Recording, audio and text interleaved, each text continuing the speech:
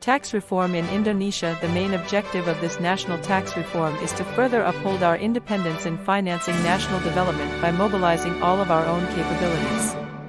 With national tax reform, the tax system in force since Repellita 4 will be simplified. Tax reform was carried out because the government considered that the tax regulations in force at that time, 1983 and earlier, were a legacy of the Dutch colonial era.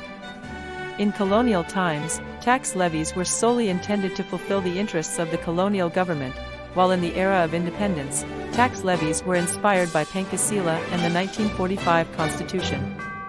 In addition, oil and natural gas sources cannot be renewed, so the government found a substitute source for the survival of the Indonesian state, namely relying on taxes. The main objective of tax reform is to further uphold Indonesia's independence in financing national development.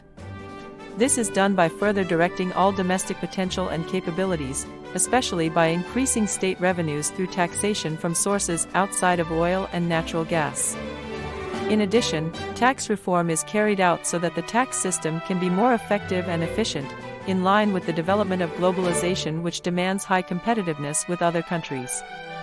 Of course, by paying attention to healthy tax principles such as equality, simplicity, and justice, so that it not only has an impact on increasing fiscal capacity, but also on the development of macroeconomic conditions. Taxes that applicable before reform.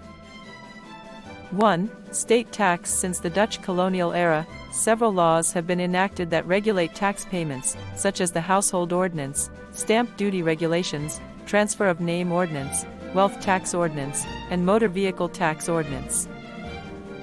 2.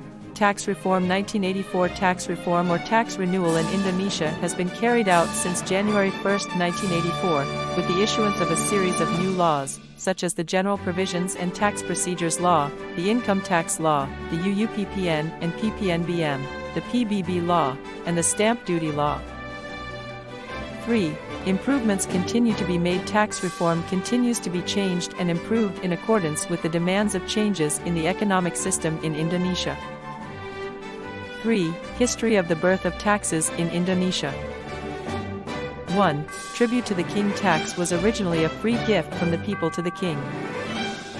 2. Mandatory payment. The people's gift to the king is mandatory and can be enforced. 3. For the interests of the king. Tributes are used for the needs or interests of the king, without compensation for the people.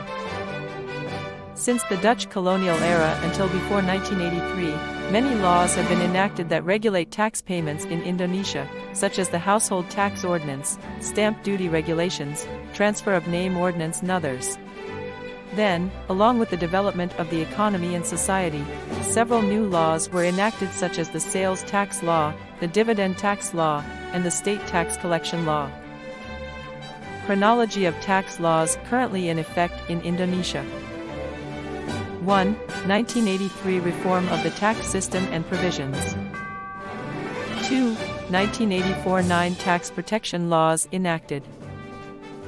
3. Until now the tax law continues to change. Since 1983, the world of taxation in Indonesia has entered a new phase by reforming the taxation system and provisions. The main change is changing the tax collection system from an official assessment system to a self-assessment system, where the community and taxpayers play a major role in the process of calculating, accounting for, depositing and reporting their own tax obligations. Since 1984, there have been 9 tax laws which until now have continued to change in accordance with social and economic developments in Indonesia.